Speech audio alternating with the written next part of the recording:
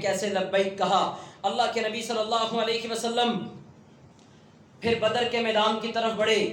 بدر کے میدان میں بڑھے تو پہلے ہی ایک کنواں آیا، صحابہ اس کنویں کے اوپر ٹھہر گئے۔ ایک صحابی کہنے لگے اللہ کے رسول آپ یہاں مت رکیں، آپ آگے بڑھیں، بدر کے جتنے کنویں ہیں سب کے اوپر قبضہ کر لیں تاکہ کافروں کو پانی نہ ملے۔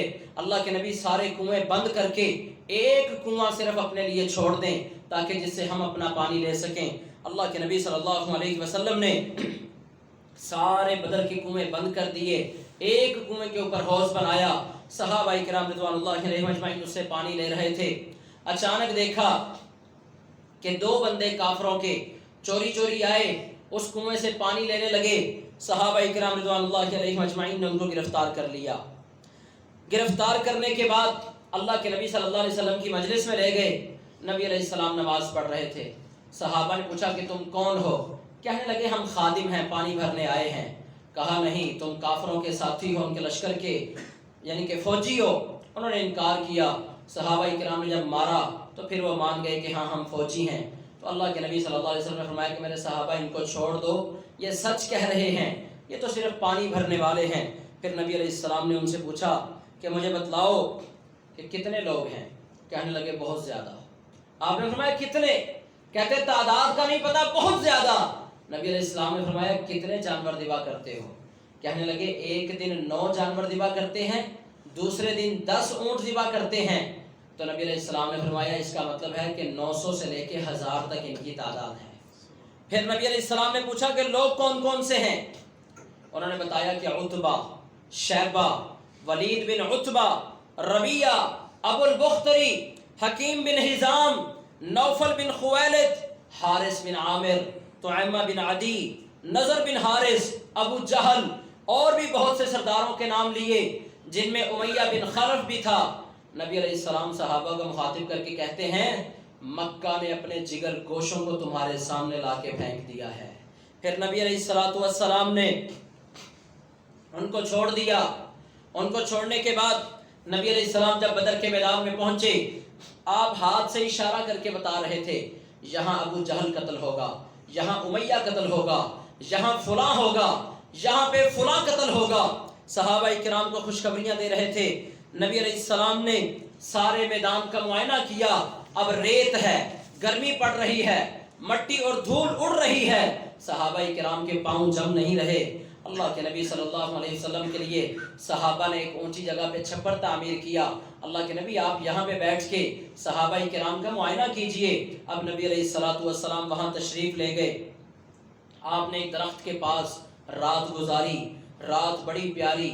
اللہ رب العزت نے اس رات کا ذکر کیا ہے قرآن پاک میں۔ اللہ فرماتے ہیں اِذْ يُغَشِّيكُمُ النُّعَاسَ أَمَنَةً مِّنْهُ وَيُنَزِّلُ عَلَيْكُم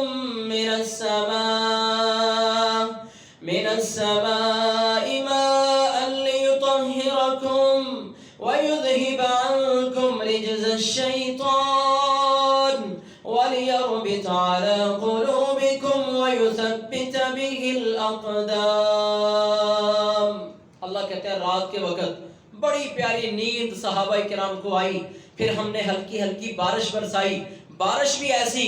اللہ کہتے ہیں لِيُطَهِّرَكُمْ، وہ بارش تمہیں پاک کر دے، وَيُذْهِبَ عَنْكُمْ رِجْزَ الشَّيْطَانِ، شیطان کی غلاظتوں کو تم سے دور کر دے گی، وَلِيَرْبِطَ عَلَى قُلُوبِكُمْ، اور اللہ کہتے ہیں ہم نے تمہارے دلوں کو مضبوط کر دیا، وَيُثَبِّتَ بِهِ الْأَقْدَامِ، نیچے ریت تھی، مٹی اڑ رہی تھی، گرد و غبار تھی، ہم نے رات کو بارش برسائی، مٹی جم گئی، صحابہ کے قدم جمنے لگ گئے، پھر صحابہ کے اوپر اللہ کہتا ہے ہم نے سکون نازل کر دیا۔ اب صبح کا وقت ہوا ہے، اللہ کے نبی صلی اللہ علیہ وسلم نے صحابہ کی صفیں درست کر دی۔ آپ نے کہا میرے صحابہ اپنی صفیں سیدھی کرو، صفیں درست ہو رہی ہیں۔ ایک صحابی جن کا نام سواد بن غزیہ ہے، ان کا پیٹ آگے کی طرف نکلا ہوا تھا۔ اللہ کے نبی صلی اللہ علیہ وسلم نے ان کو تیر مارا، ایسے تیر لگایا تو تیر ان کو چبھا، تو کہنے لگے اللہ کے رسول آپ نے مجھے تکلیف پہنچائی ہے، آپ نے مجھے اذیت پہنچائی ہے۔ اللہ کے رسول صلی اللہ علیہ وسلم نے اسی وقت اپنے جسم سے پیٹ سے کپڑا ہٹایا۔ آپ نے فرمایا میرے صحابی مجھ سے بدلہ لے لو۔ سپہ سالار، دو جہانوں کے سردار، وہاں پہ صفیں درست کرتے ہوئے صحابی کو تکلیف پہنچی، کہنے لگے یہ لو تیر اور مجھ سے ابھی بدلہ لے لو۔ صحابی آگے بڑھ کے اللہ کے نبی صلی اللہ علیہ وسلم کے جسم کے ساتھ لپٹ جاتا ہے، پیٹ پہ بوسہ دیتا ہے۔ نبی علیہ السلام نے فرمایا کہ تم نے یہ کیوں کیا؟ کہتا اللہ کے رسول کوئی پتہ نہیں، ابھی اگر اللہ نے شہادت دے دی تو میں چاہتا ہوں شہید ہونے سے پہلے میں آپ کے جسم کا بوسہ لے سکوں۔ یعنی ان کی محبتیں چیک کریں، اللہ کے نبی صلی اللہ علیہ وسلم کے ساتھ میدان میں کھڑے ہیں، گھوڑے بھی نہیں ہیں، تلواریں بھی زیادہ نہیں ہیں، بے سر و سامانی کا عالم ہے، جن کے بارے میں اقبال نے کہا تھا کافر ہے تو شمشیر پہ کرتا ہے بھروسہ، مومن ہے تو بے تیغ بھی لڑتا ہے سپاہی، کیونکہ ایمان سینوں میں تھا۔ اللہ کے نبی صلی اللہ علیہ وسلم نے صفیں درست فرمائی، کافروں کی طرف سے مبارزت کا اعلان ہوا۔ مبارزت کا مطلب یہ ہوتا ہے کہ ایک طرف سے کچھ بہادر نکلتے ہیں، دوسری طرف سے نکلتے ہیں، وہ آپس میں لڑتے ہیں، وہ مبارزت ہوتی ہے۔ کافروں کی طرف سے عتبہ، شیبہ اور ولید بن عتبہ نکلے تو مسلمانوں کی طرف سے 3 صحابہ نکلے جو انصاری تھے۔ کافروں نے کہا کہ ہم انصاریوں سے نہیں لڑیں گے بلکہ ہمارے خاندان کے قریشی نکلے۔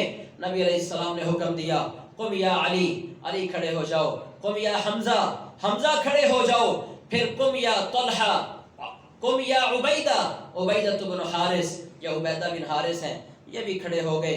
یہ سارے مہاجر تھے۔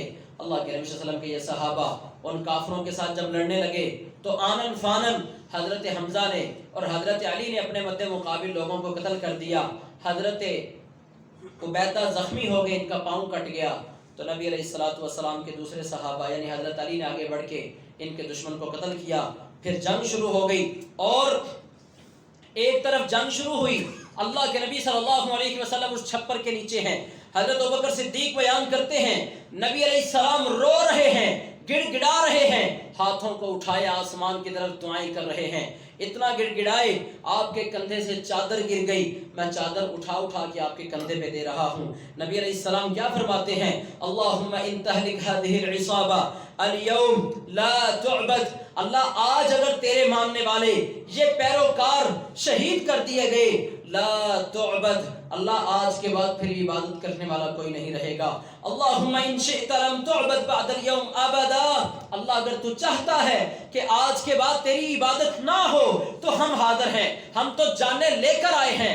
اللہ اگر تو سب کو شہید کر دے گا، سارے فوت ہو جائیں گے، تو اللہ تیری عبادت کرنے والا کوئی نہیں بچے گا۔ اللہ نے دوسری طرف فرشتوں کو وحی کی، اللہ کیا فرماتے ہیں؟ اذ یوحی ربک الی الملائکہ انی معکم فثبتوا الذین آمنوا سألقی فی قلوب الذین کفروا الرعب فاضربوا فوق الاعناق واضربوا منهم كل بنان۔ اذ یوحی ربک الی الملائکہ، اللہ نے فرشتوں کے اوپر وحی بھیجی، انی معکم، میں تمہارے ساتھ ہوں، جاؤ ایمان والوں کو مضبوط کرو، ان کافروں کے دلوں میں رعب ڈال دو، فاضربوا فوق الاعناق واضربوا منهم كل بنان، ان کافروں کی گردنوں پہ، ان کے جوڑوں پہ مارو۔ صحابہ اکرام رضوان اللہ علیہم اجمعین بیان کرتے ہیں اللہ کے نبی صلی اللہ علیہ وسلم نے جب یہ آیت پڑھی، فرشتوں کا نزول ہوا، اور فرشتوں کا جب نزول ہوا نبی علیہ السلام نے ابو بکر کو مخاطب کر کے کہا، ابو بکر یہ دیکھو یہ جبرائیل علیہ السلام ہیں، گھوڑے پہ بیٹھے ہیں، گرد و غبار کے اندر اٹے ہوئے ہیں، اسلحہ پہنے ہوئے ہیں، اور ان کے پیچھے دوسرے صحابہ، دوسرے فرشتے بھی ہیں جو صحابہ اکرام کے ساتھ صفوں میں شامل ہو کے اللہ کے دشمنوں کو مار رہے ہیں۔ پھر اللہ کے نبی صلی اللہ علیہ وسلم بھی اس چھپر سے نیچے اترے، آپ نے زرہ پہنی ہوئی ہے، آپ نے ہاتھ میں مٹی اٹھائی، مٹی اٹھا کے آپ نے سارے کافروں کے لشکر کی طرف پھینکی اور اللہ کے قرآن کی آیت تلاوت کی، سَيُهْزَمُ الْجَمْعُ وَيُوَلُّونَ الدُّبُرَ بَلِ السَّاعَةُ مَوْعِدُهُمْ وَالسَّاعَةُ أَدْهَىٰ وَأَمَرُ۔ نبی علیہ السلام نے فرمایا ان قریب یہ پیٹھ پھیر کے بھاگیں گے، یہ کافر یہاں سے بھاگ جائیں گے۔ اور نبی علیہ السلام نے جو مٹی پھینکی، اللہ نے اس مٹی کو ہر کافر کے 1000 کا لشکر تھا، اللہ نے ہر کافر کی آنکھوں میں، اس کے نتنوں میں، اس کے منہ کے اندر اس مٹی کو اللہ نے پہنچایا اور اس کی آنکھوں میں پڑ گئی۔ پھر صحابہ اکرام رضوان اللہ علیہم اجمعین کافروں کو قتل کرنا شروع ہوئے۔ ایک صحابی کہتے ہیں میں کافر کے پیچھے جا رہا تھا اس کو مارنے کے لیے، ابھی میری تلوار فضا کے اندر ہے، میں نے ایک کوڑا پڑنے کی آواز سنی، جب کوڑا پڑا تو میرے سامنے والا کافر نیچے گر گیا، جب میں نے دیکھا کہ اس کا چہرہ پھٹ چکا ہے جیسے کسی نے کوڑا مارا ہوتا ہے۔ پھر نبی علیہ السلام کو بتلایا تو آپ نے فرمایا ہاں یہ آسمانوں کی مدد ہے، یہ بات معمولی نہیں ہے۔ ابو جہل کو ابو جہل اسلام نے کہا ہے، حقیقت میں یہ پڑھا لکھا بندہ تھا، اتنا پڑھا لکھا بندہ تھا کہ اللہ کے نبی صلی اللہ علیہ وسلم نے دعا مانگی تھی اللہ سے، اللہم اعز الاسلام بعمر بن الخطاب او بعمر بن ہشام، اللہ عمر بن خطاب کو مسلمان کر دے یا عمر بن ہشام کو مسلمان کر دے۔ ابو جہل کا اصل نام عمر بن ہشام تھا، لوگ اس کو ابو الحکم کہتے تھے، حکمتوں کا باپ، مکہ کے اندر بڑا سردار تھا، پڑھا لکھا تھا۔ نبی علیہ السلام نے اللہ سے اس کو مانگا تھا، لیکن اللہ نے فیصلے عمر کے بارے میں کیے ہوئے تھے، عمر بن خطاب مسلمان ہو گئے، ابو جہل مسلمان نہ ہوا۔ نبی علیہ السلام کے دو صحابی معاذ بن عمر اور معوذ بن عفراء، دونوں حضرت عبد الرحمن بن عوف کہتے ہیں میرے پاس آئے، ایک دائیں ایک بائیں، چھوٹے چھوٹے بچے، کہنے لگے چچا ہمیں یہ بتلاؤ کہ ابو جہل کون سا ہے، ہم نے سنا ہے کہ وہ اللہ کے نبی کو تکلیف دیتا ہے۔ کہتے ہیں میں حیران ہوا، میں نے کہا تم کیا کرو گے؟ کہتے ہیں ہم اس کو ماریں گے، چھوڑیں گے نہیں۔ حضرت عبد الرحمن بن عوف کہتے ہیں میں نے انگلی سے اشارہ کیا کہ وہ دیکھو سیکیورٹی کے حصار کے اندر، نیزوں کے حصار کے اندر جو گھوڑے پہ بیٹھا ہے وہ ابو جہل ہے۔ کہتے ہیں دیکھتے ہی دیکھتے وہ دونوں لپکے اور دونوں گھات لگا کے حملہ کرتے ہیں، ایک نے ابو جہل کی ٹانگ کاٹ دی، دوسرے نے اس کو وار کیے اور وہ گھوڑے سے نیچے گر گیا، لیکن ابھی اس کی سانسیں چل رہی تھیں۔ اللہ کے نبی صلی اللہ علیہ وسلم کے ایک اور صحابی حضرت عبداللہ ابن مسعود کہتے ہیں نبی علیہ السلام نے جنگ کے بعد کہا کہ جاؤ ابو جہل کو تلاش کرو، اس کا سر میرے پاس لے کر کے آؤ۔ حضرت عبداللہ ابن مسعود کہتے ہیں میں دوڑ کر گیا، میں نے دیکھا کہ ابو جہل پڑا ہوا ہے، اس کی سانسیں چل رہی ہیں، ابھی وہ مرا نہیں ہے۔ کہتے ہیں میں اس کی گردن کے اوپر پاؤں رکھ لیا۔ کہتا ہے تم کون ہو؟ میں نے کہا میں عبداللہ ابن مسعود ہوں، ابن مسعود کا بیٹا ہوں۔ کہتا ہے ہائے افسوس، آج بکریوں کا چرواہا میرے سینے کے اوپر چڑھا ہوا ہے، کیونکہ عبداللہ ابن مسعود بکریاں چرایا کرتے تھے۔ اب ابو جہل دیکھو سوال کیا کرتا ہے، کہتا ہے مجھے بتلاؤ جنگ کا فیصلہ کیا ہوا؟ عبداللہ بن مسعود نے کہا اللہ نے مومنوں کو عزت عطا فرمائی، اللہ نے تمہیں ذلیل کر دیا۔ کہتا ہے ہائے افسوس، یہ دن بھی آنے تھے کہ بکریوں کے چرواہے اور کسان مجھے قتل کریں گے۔ کہتا ہے میں اپنی گردن اوپر کی طرف کرتا ہوں، نیچے سے کاٹنا تاکہ لوگوں کو پتا چلے کسی سردار کی گردن ہے۔ مرتے ہوئے بھی اس کی گردن سے وہ تکبر کا سریہ نہیں نکلا۔ حضرت عبداللہ ابن مسعود نے اس کی تلوار سے گردن اڑائی، جا کر اللہ کے نبی کے سامنے اس کا سر رکھ دیا۔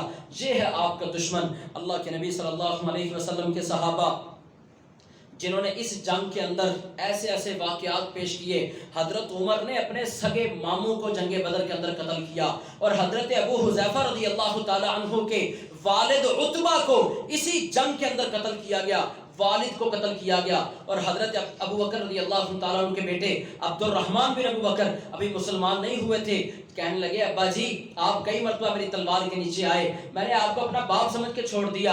ابو بکر صدیق کہنے لگے ایک مرتبہ میری تلوار کے نیچے اگر تو آتا، میں اللہ کے نبی کا دشمن سمجھ کے تمہاری گردن اڑا دیتا، میں یہ نہ دیکھتا کہ یہ میرا بیٹا ہے، یہ میرا بھائی ہے، یہ میرا رشتہ دار ہے۔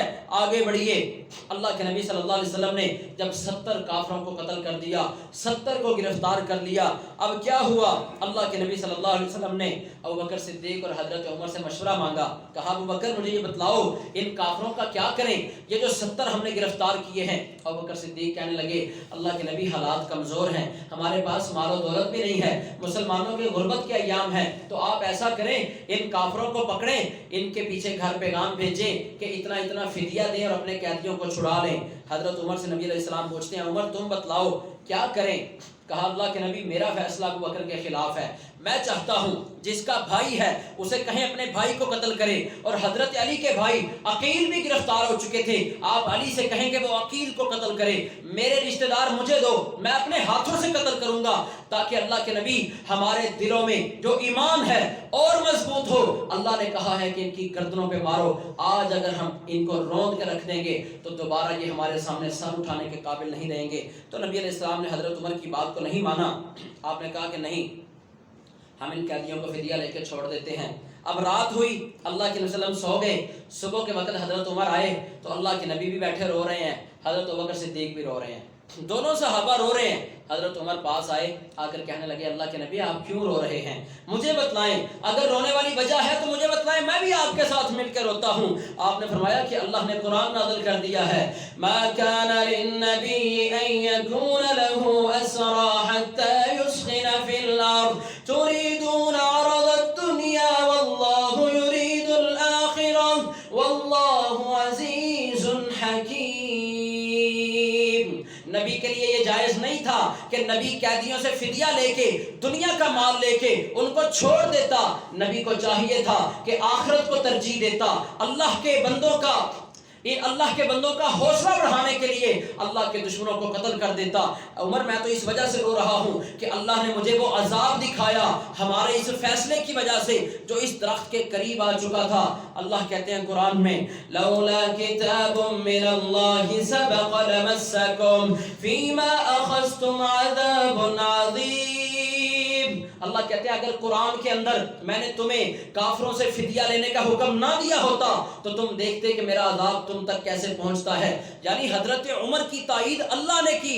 اللہ بھی یہی چاہتا تھا کہ یہ سارے لوگ اپنے اپنے رشتہ داروں کو قتل کریں. یہ کیسی جنگ ہے جس میں اسلام کا اور کفر کا موازنہ ہو رہا ہے, لوگ اپنے بھائیوں کو قتل کر رہے ہیں. دیکھیے کیسا پیارا واقعہ. اللہ کے نبی صلی اللہ علیہ وسلم کے ایک صحابی جن کا نام مصعب بن عمیر ہے, مصعب بن عمیر مسلمان ہیں, ان کے بھائی ابو عزیر بن عمیر, ایک صحابی نے ان کو پکڑ لیا, گرفتار کر لیا. سگا بھائی ہے, دیکھ رہا ہے کہ میرے بھائی کو گرفتار کر رہا ہے, ایک مسلمان انصاری اس کو گرفتار کر رہا ہے. مصعب بن عمیر جا کے اس صحابی کو کہتے ہیں اس کو مضبوطی سے باندھنا, اس کی ماں بڑی امیر ہے, ہمیں بہت فدیہ ملے گا, ہم اس سے ٹیکس لیں گے. وہ کہتا ہے تو کیسا بھائی ہے, تو میرے بارے میں یہ وصیت کر رہا ہے اس کو, تیری اور میری تو ماں بھی ایک ہے.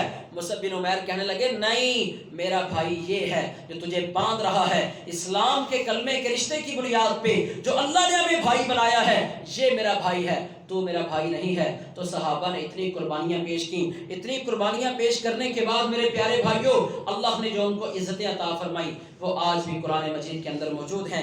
آئیے آگے بڑھیے, صحابہ کی سیرت کو اپناتے ہوئے, صحابہ کی زندگیوں کو پڑھتے ہوئے اپنی زندگی کو ان جیسا بنائیں تاکہ اللہ تعالی ہمیں کل قیامت کے دن ان کا ساتھ نصیب فرمائے. وآخر دعوانا الحمد